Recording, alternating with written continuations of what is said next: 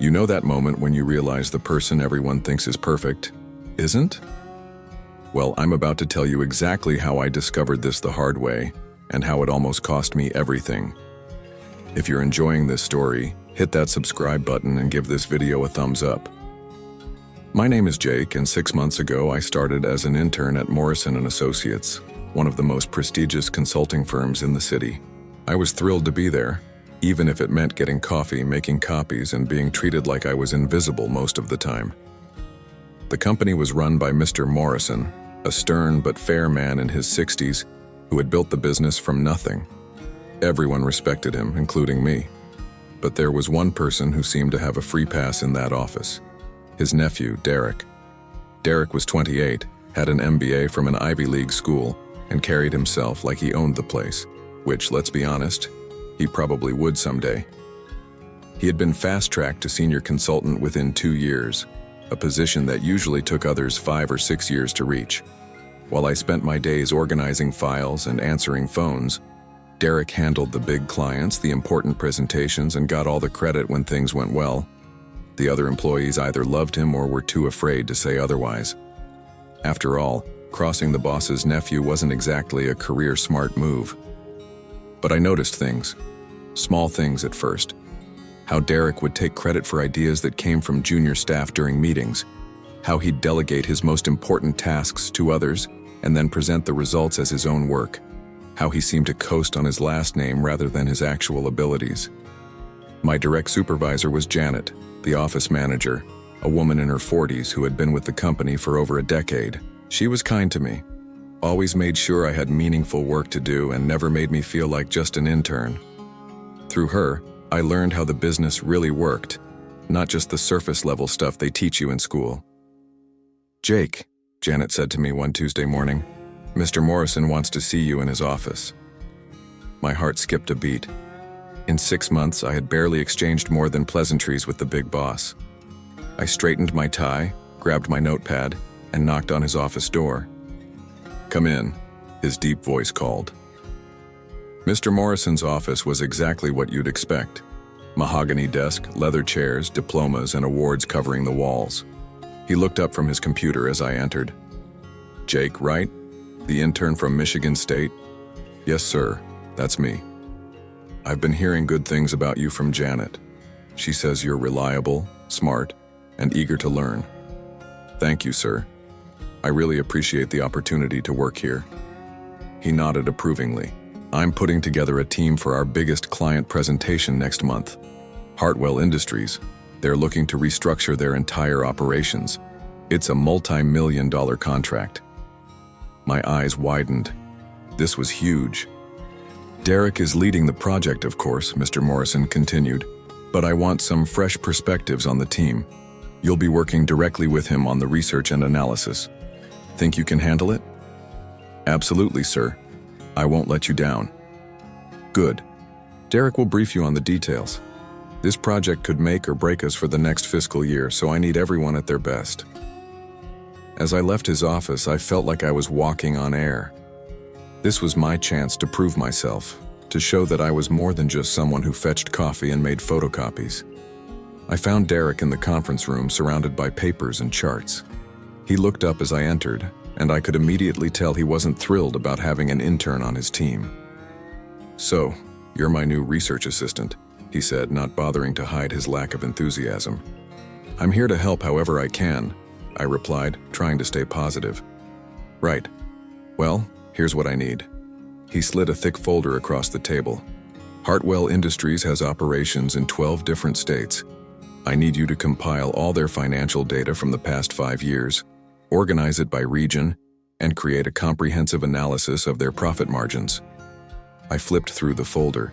There had to be hundreds of pages of documents, spreadsheets, and reports. "When do you need this completed?" I asked. "End of the week. Think you can manage that, intern?" The way he said intern made it clear he saw me as nothing more than a convenient pair of hands to do his grunt work.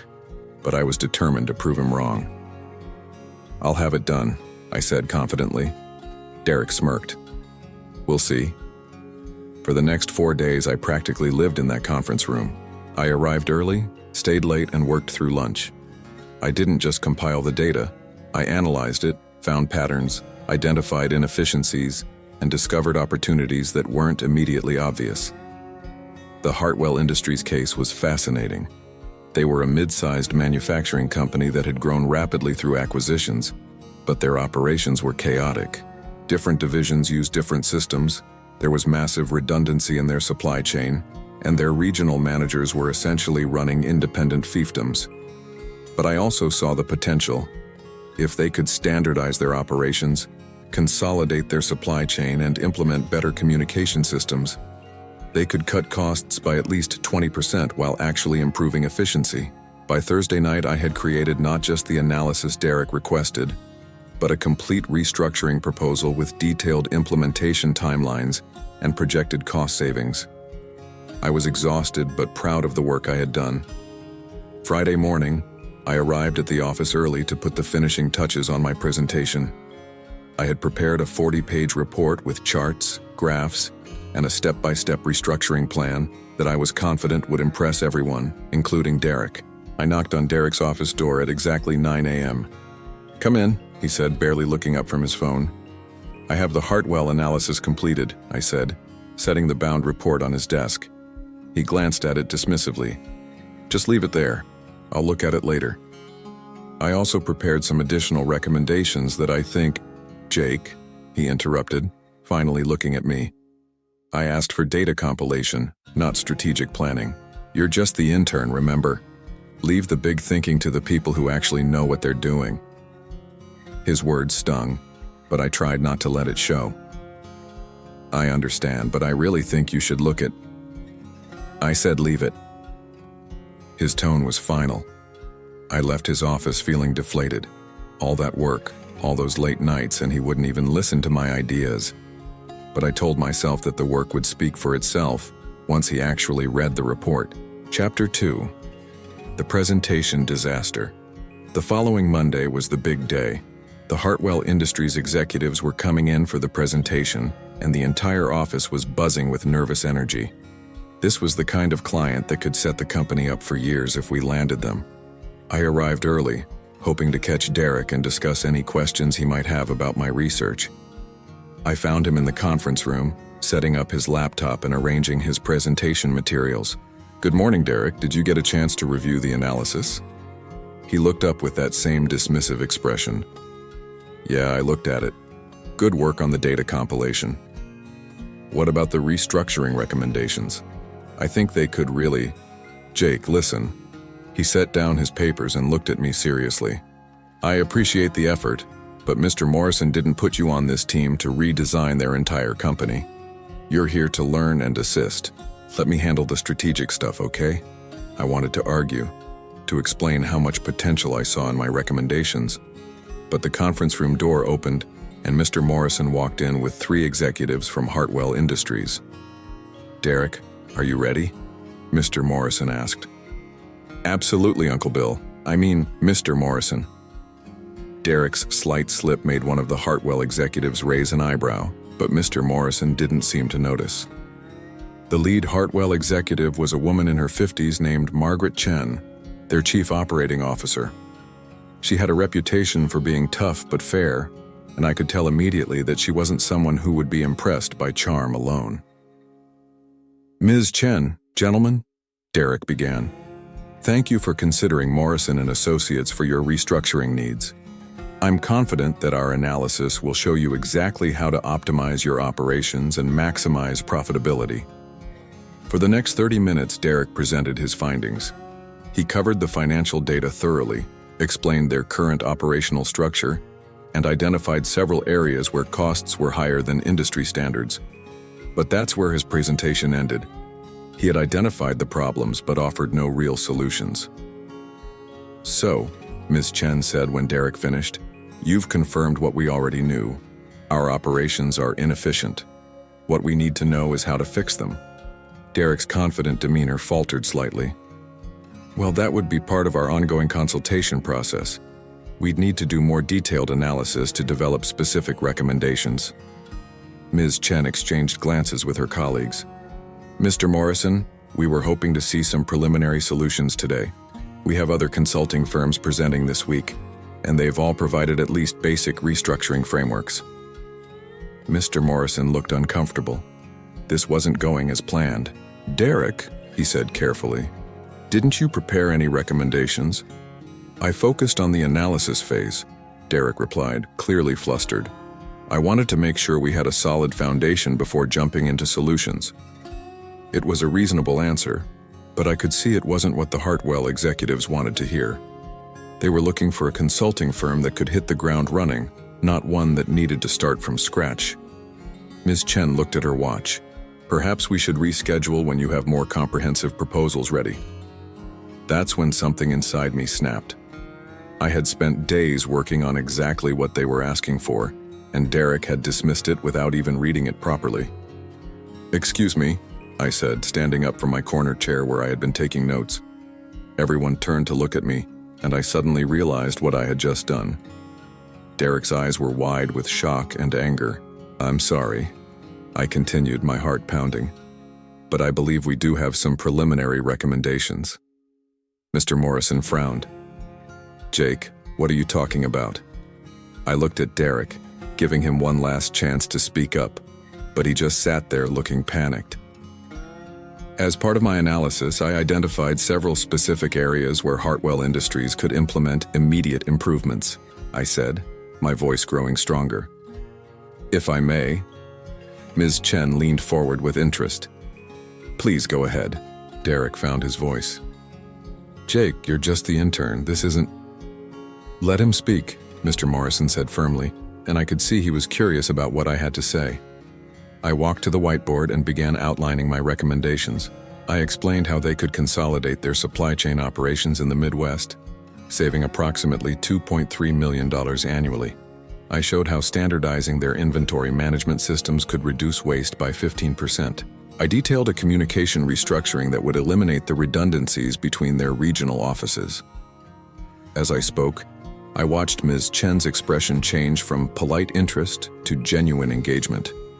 She started asking detailed questions, and I had answers for all of them because I had spent days thinking through every aspect of the problems. "This is exactly the kind of thinking we were looking for," she said when I finished. "These aren't just theoretical improvements, these are practical, implementable solutions with clear ROI projections." Mr. Morrison was staring at me with an expression I couldn't quite read. Derek looked like he wanted to disappear into his chair. "Jake," Ms. Chen continued, "how long did you spend analyzing our operations?" "About 4 days of intensive research and analysis," I replied. She turned to Derek. "And you've been working on this for how long?" Derek's face was red. 2 weeks, he mumbled. The silence in the room was deafening. "Mr. Morrison," Ms. Chen said, "we'd like to move forward with Morrison and Associates, but we want Jake as the primary consultant on this project." Derek stood up abruptly. "Now wait just a minute. I'm the senior consultant here. Jake is just an intern. He doesn't have the experience or the qualifications to—" "He has the solutions," Ms. Chen interrupted, "which is more than we've seen from anyone else so far." "Mr. Hui," Morrison looked torn between family loyalty and business sense. "Ms. Chen, I appreciate your confidence in Jake, but Derek is right about the experience factor. Perhaps they could work together as co-leads." I could see Derek's jaw clench at the suggestion of sharing leadership with an intern. "That would be acceptable," Ms. Chen said, "as long as Jake has significant input in the implementation strategy." After the Hartwell executives left, the conference room felt like a minefield. Derek was pacing back and forth, Mr. Morrison was sitting quietly with his hands folded, and I was wondering if I had just made the biggest mistake of my career. "That was quite impressive, Jake," Mr. Morrison finally said. "Where did those recommendations come from?" "I included them in the report I gave Derek last Friday," I replied. "I thought they were worth considering." Mr. Morrison turned to his nephew. "Derek, did you review Jake's full report?" Derek's face went through several shades of red. I skimmed through it. I didn't realize he had included strategic recommendations." "You didn't realize?" Mr. Morrison's voice was dangerously quiet. "Our biggest potential client of the year, and you didn't thoroughly review the work from your team member?" Uncle Bill, he's just an intern. I didn't expect. Don't. Mr. Morrison held up his hand. Don't call me Uncle Bill in this office, and don't use Jake's status as an excuse for your lack of preparation. The room fell silent again. I had never seen Mr. Morrison this angry, and I was starting to worry that my moment of speaking up had caused more problems than it solved. Jake, Mr. Morrison said, turning to me, I want you to take the lead on the Hartwell project. Derek will assist you. Derek's mouth fell open. You're putting an intern in charge of a senior consultant? I'm putting the person who did the work in charge of the person who didn't, Mr. Morrison replied coldly. Chapter 3. The Sabotage. The next few weeks were the most challenging of my life. Leading a major project as an intern was like trying to conduct an orchestra when you've only ever played the triangle. I had the knowledge and the ideas, but I was still learning the politics and procedures of the corporate world. Derek, as you might imagine, was not happy about the situation. Officially, he was cooperative and professional. Unofficially, he made my life as difficult as possible. It started small. Documents would go missing from my desk. Meeting times would be changed without informing me. Emails I sent wouldn't reach their recipients due to technical difficulties. At first, I thought it was just bad luck or the usual chaos of a busy office, but I started to notice patterns. Problems only seemed to happen with things Derek had access to. Other projects ran smoothly, but anything related to Hartwell Industries faced mysterious obstacles. The breaking point came 3 weeks into the project implementation phase. I had scheduled a crucial meeting with Hartwell's regional managers to discuss the supply chain consolidation. This was the centerpiece of our entire strategy, and getting their buy-in was essential for success. The meeting was set for Tuesday at 2 p.m. I had prepared extensively, created detailed presentations for each regional manager showing how the changes would benefit their specific operations, and coordinated with Hartwell's logistics team to ensure everyone had the right data. Tuesday morning, I arrived at the office to find a message from Derek on my desk. Jake, Hartwell meeting moved to Monday, 10 a.m. due to scheduling conflict. Updated everyone. D. My blood ran cold. It was Tuesday. The meeting was supposed to be in 4 hours, and according to Derek's note, it had happened yesterday without me. I immediately called Ms. Chen's office. Hi, this is Jake from Morrison & Associates. I wanted to follow up on yesterday's meeting with the regional managers. There was a pause. What meeting, Jake? We had Tuesday at 2 p.m. on our calendars. Derek left me a note saying it was moved to Monday morning. Another pause, longer this time. Jake, I think you need to get to the bottom of this. We'll be there at 2 p.m. as planned, but if there are communication issues at your firm, we need to address them. I hung up the phone feeling sick. Derek had lied to me, and if I hadn't called to follow up, I would have missed the most important meeting of the project. But I didn't have time to confront him. I had 4 hours to make sure everything was perfect for the presentation that could make or break the entire Hartwell contract. I spent the morning double-checking every detail, printing backup copies of all materials, and confirming attendance with each participant. I wasn't going to let Derek's sabotage destroy the project. The meeting went exceptionally well. The regional managers were initially skeptical about consolidating operations, but when I showed them the specific cost savings and efficiency improvements for their territories, they became enthusiastic supporters. By the end of the 2-hour session, we had unanimous agreement to move forward with the implementation. After the Hartwell team left, I went straight to Derek's office. He was on the phone, but I didn't care. I stood in his doorway until he finished his call. We need to talk, I said. Sure, Jake, what's up? His tone was casual, innocent. You told me the Hartwell meeting was moved to Monday. Oh, that? He shrugged. I got confused about the dates. Did you miss it? Derek, stop lying. You deliberately tried to sabotage the meeting. His expression hardened. That's a pretty serious accusation, intern. Do you have any proof? He was right. I had no proof, just suspicion, and a note that could easily be explained as an honest mistake. But I knew what he had done, and more importantly, he knew that I knew. Why are you doing this? I asked. We're supposed to be working together. Derek leaned back in his chair and studied me for a moment. Then he smiled, but it wasn't a friendly smile. You want to know why? Because 6 months ago you were nobody. You were a college student from Michigan who should be grateful to fetch coffee and learn how a real business operates.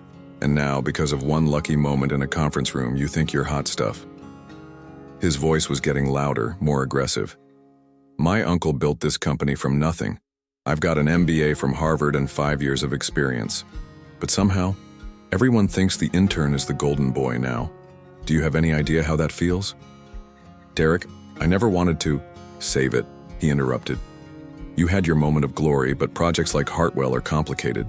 There are a million ways things can go wrong, and when they do, guess who's going to take the blame? The intern who was in over his head from day one.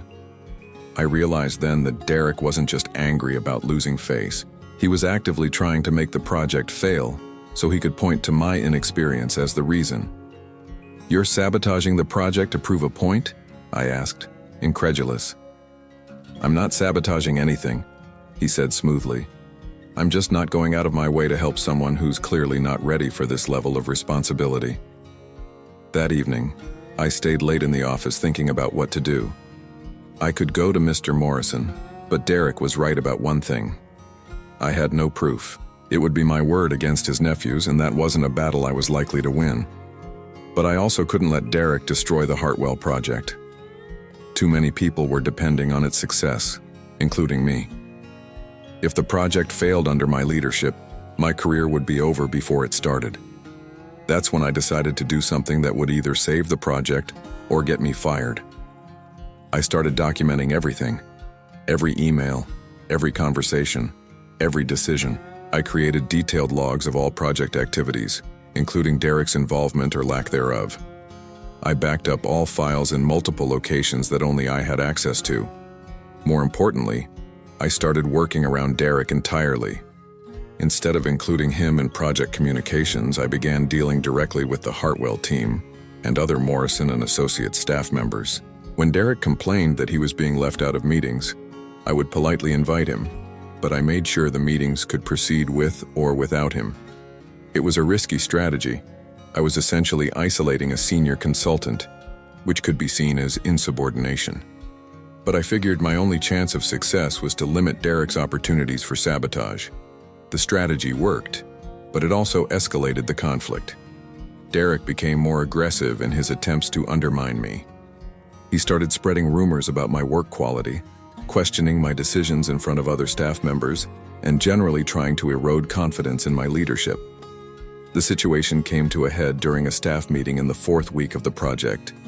We were reviewing progress across all accounts, and when it came time to discuss Hartwell Industries, Derek spoke up. I have some concerns about the project timeline, he announced to the room. Jake has been making unilateral decisions without proper consultation, and I'm worried we're promising more than we can deliver. All eyes turned to me. This was Derek's play. Publicly question my competence in front of the senior staff, and force Mr. Morrison to choose between family loyalty and business judgment. What specific concerns do you have, Derek? Mr. Morrison asked. Well, for example, Jake committed to a 15% reduction in inventory waste without consulting with our operations specialists. That's an aggressive target that could backfire if we can't deliver. It was a clever attack because it sounded reasonable and professional, but I was ready for it. Actually, I said, standing up and walking to the whiteboard, that target is based on detailed analysis of their current inventory turnover rates compared to industry benchmarks. I began drawing charts and explaining the methodology behind each recommendation. I showed how the 15% reduction was actually conservative compared to what other companies in similar situations had achieved. Furthermore, I continued, I did consult with our operations team. Here's the email trail confirming their input and approval. I had printed out the entire email chain and distributed copies to everyone in the room. Derek's face went pale as he realized I had documentation for everything. Jake, said Patricia Williams, one of the senior partners, this level of documentation and analysis is impressive. How did you develop these projections? For the next 20 minutes, I walked the senior staff through every aspect of the Hartwell strategy. I showed them the research methodology, the competitive analysis, the risk assessments, and the implementation timeline. I answered every question in detail and provided supporting documentation for every claim. When I finished, the room was quiet for a moment. "Derek," Mr. Morrison said finally, "what has been your contribution to this analysis?" Derek fumbled for an answer. "I've been providing oversight and guidance." "Can you be more specific?" The silence stretched uncomfortably until Derek finally admitted, "Jake has been handling most of the detailed work." Mr. Morrison nodded slowly. "I see. Well, based on what Jake has presented, it seems like the project is in excellent hands. After the meeting, I felt like I had won a major battle, but I also knew the war wasn't over. Derek's public humiliation would only make him more desperate, and desperate people do unpredictable things. I was right to be worried." Chapter 4. The Final Confrontation. The Hartwell Industries project was scheduled to complete its first phase implementation at the end of the following week. If everything went according to plan, they would see immediate cost savings of over $800,000 in the first quarter, with long-term savings projected at $3.2 million annually. The success of this project would not only secure Morrison & Associates' relationship with Hartwell, but also establish our firm as a leader in operational restructuring. For me personally, it would prove that I belonged in the consulting world despite my age and experience level. But Derek had one more card to play. On Wednesday morning, I arrived at the office to find Ms. Chen waiting in the lobby with two of her colleagues. She looked upset. "Jake, we need to talk immediately," she said. My heart sank. Something had gone wrong. We went to the conference room and Ms. Chen placed a folder on the table. "Yesterday, we received this analysis from Derek Morrison," she said, opening the folder. "It suggests that your recommendations contain several critical errors that could cost us millions instead of saving money." I stared at the document. It was a detailed critique of my restructuring plan, pointing out supposed flaws in my methodology and questioning the viability of the entire strategy. "Derek sent this directly to you?" I asked.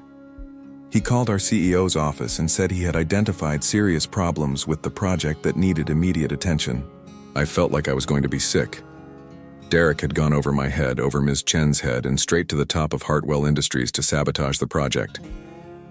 "Ms. Chen, can I have a few minutes to review this?" "Of course, but Jake, if these concerns are valid, we need to halt implementation immediately. We can't risk our operations on flawed analysis." I read through Derek's critique carefully. On the surface, it looked professional and thorough. He had identified several areas where he claimed my projections were too optimistic, questioned some of my data sources, and suggested that the timeline was unrealistic. But as I read more carefully, I realized something important. Derek's analysis was based on outdated information and incorrect assumptions. He was critiquing a version of the plan from 3 weeks ago, not the current implementation strategy. "Ms. Chen?" I said, looking up from the document. "When did Derek last attend a project meeting?" She thought for a moment. "I don't think I've seen him in our meetings for at least 2 weeks." That explains the discrepancies. Derek is analyzing an outdated version of the plan. Most of the issues he's raising were addressed and corrected weeks ago. I pulled out my laptop and began showing her the current project documents. Every concern Derek had raised had been anticipated and solved. The data sources had been verified and updated. The timeline had been adjusted based on feedback from Hartwell's own operational teams. "Why wouldn't Derek have the current information?" Ms. Chen asked. It was a fair question, and it put me in an awkward position. I could either throw Derek under the bus by explaining his sabotage attempts, or I could find a diplomatic way to handle the situation. "There have been some communication challenges on our team," I said carefully. "I think Derek may have been working from earlier versions of the documents." Ms. Chen studied me for a moment. She was too smart not to realize there was more to the story. "Jake, I'm going to be direct with you. Derek Morrison is the nephew of your boss, and he's a senior consultant. You're an intern. If there are problems with this project, who do you think Hartwell Industries is going to blame?" "I understand your position," I said.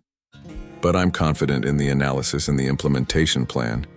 Would you be willing to review the current documentation and make your decision based on that? I'll give you until Friday, she said.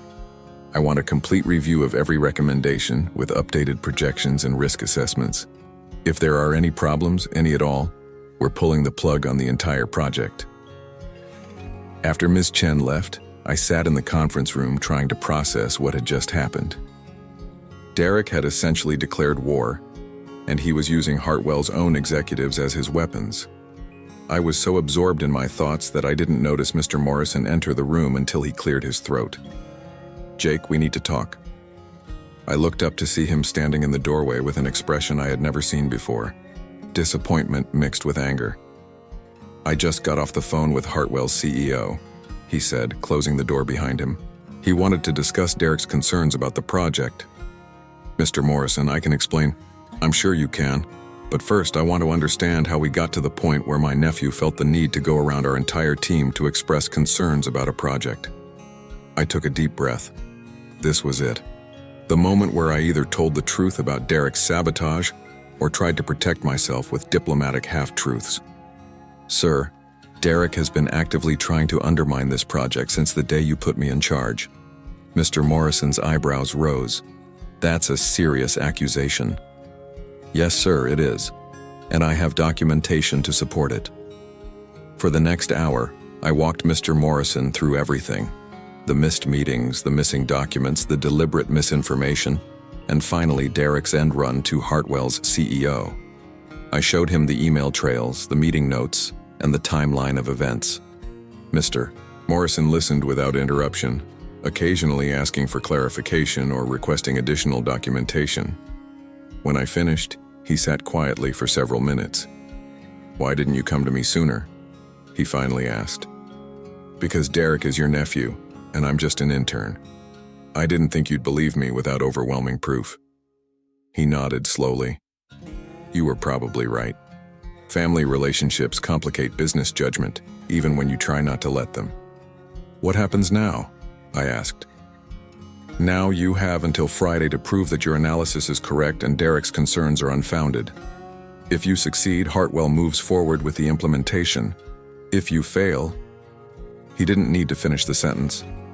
"If I failed, both the project and my career would be over." "And Derek?" Mr. Morrison's expression hardened. "Derek and I are going to have a conversation about professional conduct and family responsibility.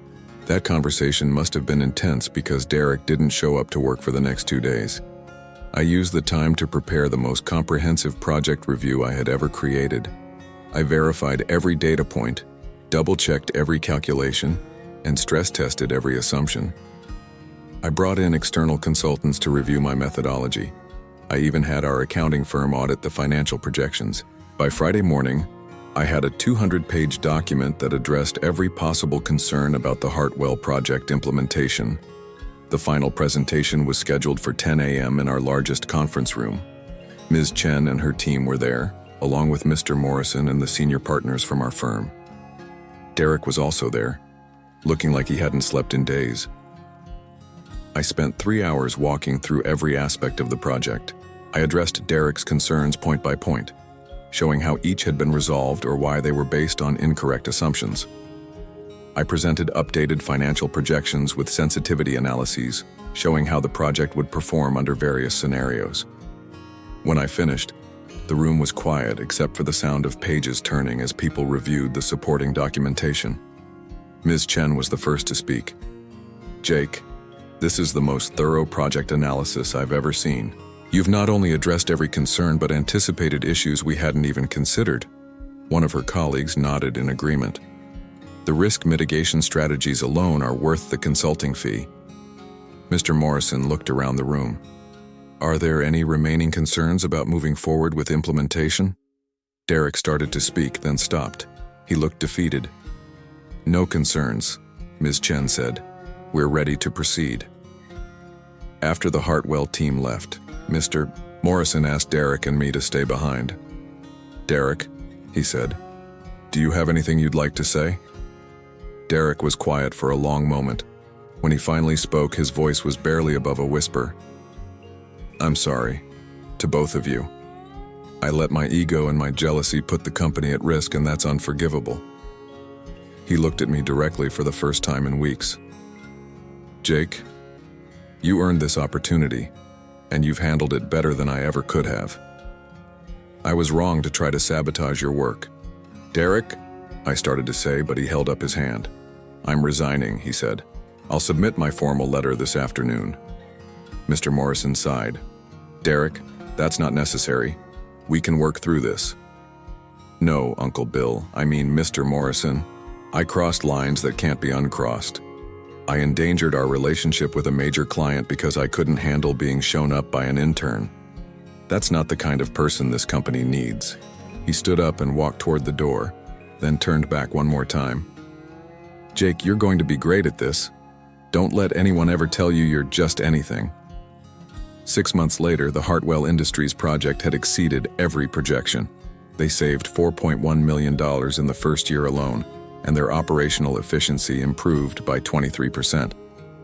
The success led to 3 more major clients signing with Morrison & Associates, and the firm's revenue increased by 40%. As for me, I was offered a full-time position as a junior consultant immediately after graduation. Mr. Morrison also announced that the firm was creating a new internship program based on giving students meaningful project responsibility from day one. Derek?